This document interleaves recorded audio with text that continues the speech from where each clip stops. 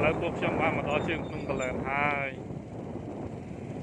តែអត់ដល់គោលដៅទេនៅប្រហែលជា8-10 គីឡូបាទមកនេះគឺរកផ្លូវចូលសម្រាប់អ៊ីវិនធំនៅខេត្ត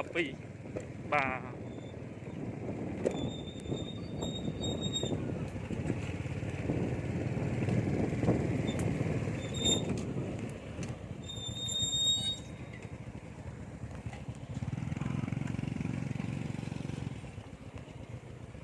តាមណាវិញ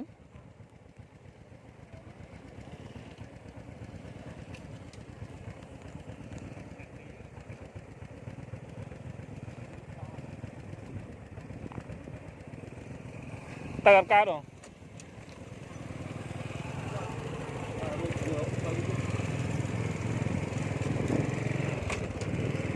បាទយើងទៅផ្លូវផ្សេង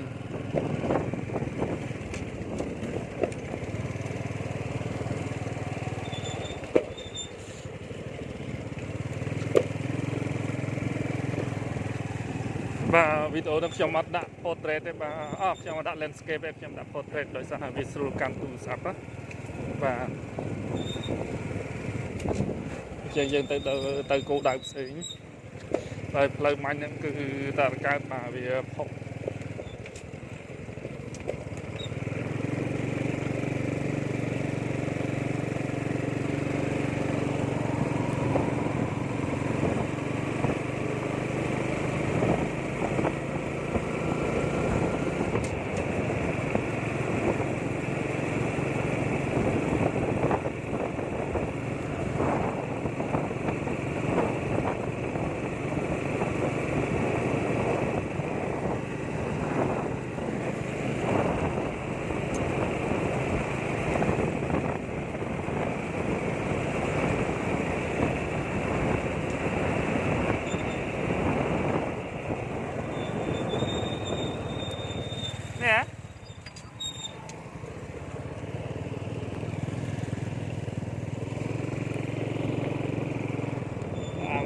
បាទចូលតាមច្រកវត្ត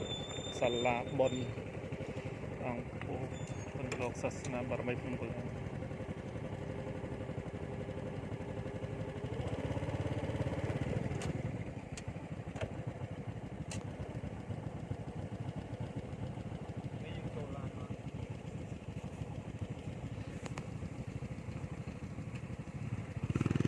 តែម៉ូតូឡានចូលបានទេនេះ